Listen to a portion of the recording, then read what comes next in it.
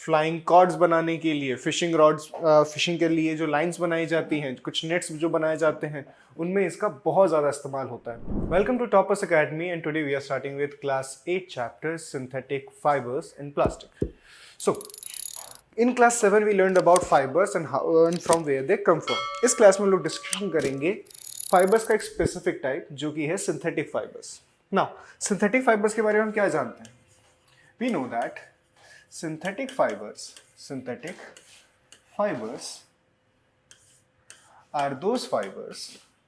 are those fibers that are either man-made, which means we completely made them on our own, or they are made by modification of natural fibers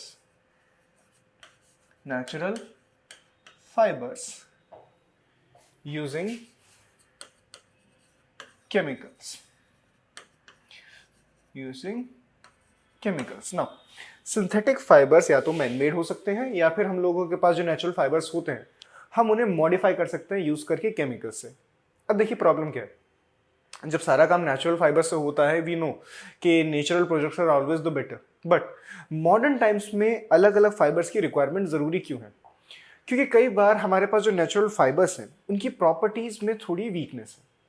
regarding अगर किसी special purpose की बात करूँ तो वो उतने ज़्यादा useful नहीं होते। फॉर एग्जाम्पल अगर मैं बात करूँ रेलवे ब्रिजेस की, सो रेलवे ब्रिजेस के अंदर अगर आपने कुछ ब्रिजेस देखेंगे जहाँ पर आपकी कुछ स्पेसिफिक वायर्स जा रही होती हैं उस ब्रिज को होल्ड ऑन करने के लिए, तो कोई भी नेचुरल फाइबर हमारे पास इस वक्त प्रेजेंट नहीं है जो उतना ज़्यादा वेट हैंडल कर पाए।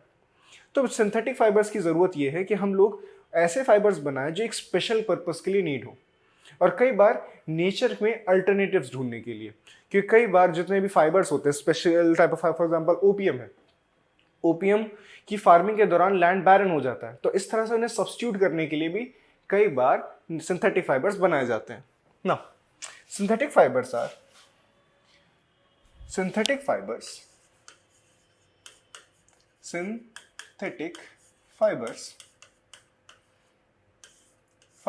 And their properties. उनकी प्रॉपर्टीज क्या होती है, आखिर बनाने के फायदे क्या है? Number 1, they are affordable. क्योंकि इन्हें बनाया केमिकल से जाता है तो उन्हें एक बार में बनाना ज़्यादा आसान है। अफोर्डेबल, इनके लिए आपको खेती नहीं करनी पड़ती, एक लंबे वक्त फसल के ग्रो होने का इंतजार नहीं करना पड़ता, फर्टिलाइजर की ज़रूरत नहीं है, एक बहुत बड़े लैंड की ज़रूरत नहीं है, तो इन्हें प्रोड्यूस करना बहुत ज़्यादा आसान है, काफ़ी चीप है, जिसकी वजह से इन्हें अगर किसी ह्यूमन को प्रोवाइड कराना हो for the purpose of clothing या किसी और मैन्युफैक्चरिंग प्रोसेस के लिए, तो उन सब के लिए काफ़ी ज़्यादा सस्ता पड़ जाता है compare to natural alternative. Then they have special properties that makes them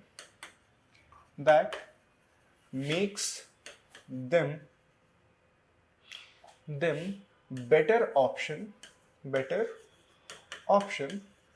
for different needs.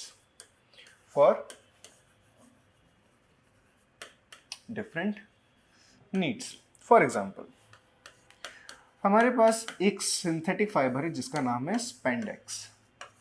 Spandex is often called as Lycra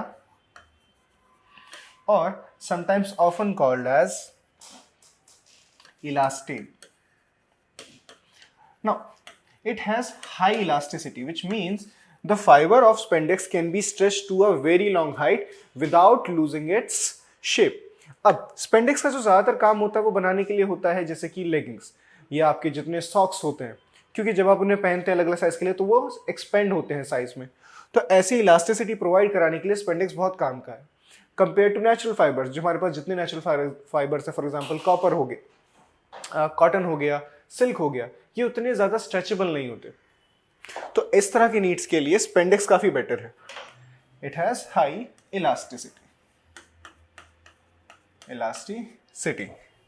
third is their durability, durability क्योंकि इनकी प्रॉपर्टीज मॉडिफाई की गई हैं, इन पर नेचुरल कॉजेस का ज़्यादा फर्क नहीं पड़ता। फॉर एग्जांपल ये बारिश में ख़राब नहीं होते एक लंबे वक्त तक, अगर आप इन्हें ऐसे कुछ वक्त के लिए छोड़ भी दें तो इनकी क्वालिटी पर या इनकी स्ट्रेंथ पर कोई खासा फर्क नहीं पड़ता। तो for such cases we can say they are highly durable and do not lose their properties, do not lose their properties even after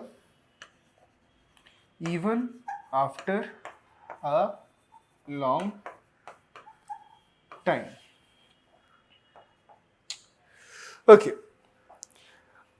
ना, ये कुछ रीजंस हैं हमारे सिंथेटिक फाइबर्स को बनाने के लिए। पहली बात, ये अलग अलग नीड्स के हिसाब से कैटर किए जा सकते हैं, प्रॉपर्टीज मॉडिफाई करना आसान है, इनका प्रोडक्शन काफ़ी ज़्यादा आसान है, चीप है, और इनसे हम कोशिश करते हैं कि जो हमारी ह्यूमन जो इन्वायरमेंट को हार्म है वो कम से कम किया जा सके और मल्टीपल यूजेस में उसे इस्तेमाल किया जा सके। अब apart from completely synthetic fibres, हमारे पास कुछ फाइबर्स ऐसे हैं जिनमें हम नेचुरल फाइबर्स के साथ छेड़छाड़ करते हैं उनकी प्रॉपर्टीज को इम्प्रूव करने के लिए, या फिर जो फैब्रिक या जो फाइबर उनमें प्रोड्यूस है उनमें कुछ नए ट्रेड्स डालने के लिए। For example, now let's say examples of different types of synthetic fiber,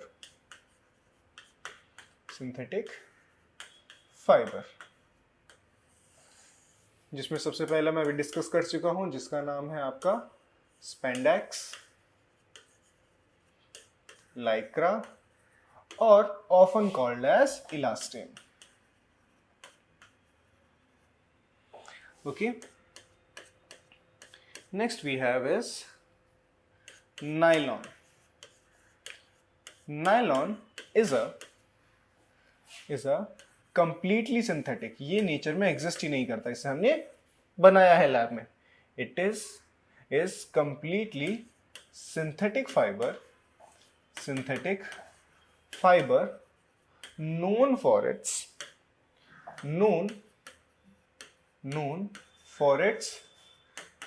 strength, जिसकी जैसे फ्लाइंग कॉर्ड्स बनाने के लिए, फिशिंग रॉड्स, फिशिंग के लिए जो लाइंस बनाई जाती हैं, कुछ नेट्स जो बनाए जाते हैं, उनमें इसका बहुत ज़्यादा इस्तेमाल होता है। अच्छा, नायलॉन की टी शर्ट्स भी आती है। नायलॉन की टी शर्ट्स जनरली सॉफ्टर होती हैं, उनमें एक शाइनी टेक्सचर होता है, तो कई बार इसको कॉटन के साथ ब्लेंड भी किया जाता है अलग अलग चीज़ों के लिए। Third is for strength, hence is often used in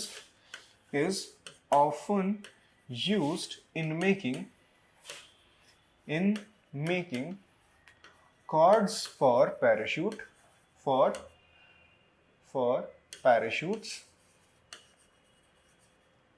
and fishing lines.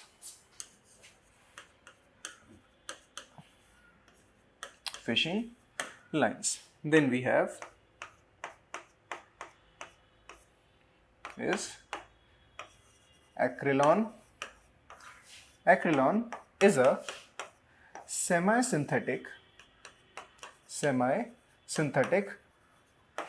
fiber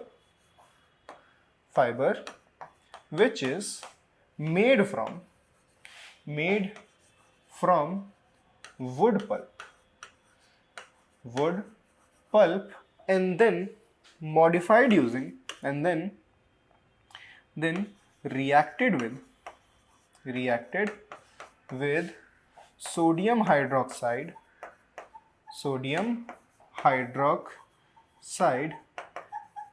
to give us acrylon. अब acrylon का काम क्या होता है ना, क्योंकि ये सेमी सिंथेटिक फाइबर है, ये आपका सेमी सिंथेटिक है, तो सेमी सिंथेटिक का मतलब इसमें थोड़ी प्रॉपर्टीज अपनी वुड पल्प रहने वाली हैं और थोड़ी प्रॉपर्टीज हमने जो मॉडिफाई की है। अब एक्रिलॉन का काम जनरली इस्तेमाल होता है हमारे जो स्वेटर्स बनाने के लिए, स्वेटर हो गई, बेडशीट्स हो गई, ठीक है, जिनमें थोड़ी सी शाइनी और थोड़ा सा क्रिस्प स्ट्रक्चर, जो थोड़ा सा क्रिस्प सरफेस जिनमें आता है उनके रिगार्डिंग। ओके, तो इस तरह से आपके फाइबर्स को हम लोग दो कैटेगरीज में डिफाइन कर सकते हैं। एक जो कंप्लीटली सिंथेटिक है, जिनके लिए आपने कंप्लीट केमिकल प्रोसेस, जिन्हें कंप्लीटली लैब में केटर किया है। उसके अलावा आप लोग इस्तेमाल कर सकते हैं सेमी सिंथेटिक। अगर आपके पास कोई एग्जिस्टिंग नेचुरल फाइबर है तो आप उसकी प्रॉपर्टीज में चेंज कर ब्रिंग आउट कर सकते हैं बाय यूजिंग केमिकल मेथड्स। और आप एक से ज़्यादा डिफरेंट फाइबर्स को मिला भी सकते हैं ताकि एक यूनिफाइड फाइबर बन जाए जिनकी प्रॉपर्टीज लगभग एक जैसी हो, पर दोनों फिर भी अपने ओरिजिनल फाइबर से बहुत ज़्यादा डिफरेंट हो जाए। Okay, so this was about for synthetic fibers and plastic, and after this we'll be doing a second part regarding the properties and discussing how are their properties can be modified and their preparations. Now we have an important announcement for you that your favorite Topaz Academy is now have a new name, which is Plutus STEM, and thank you for joining.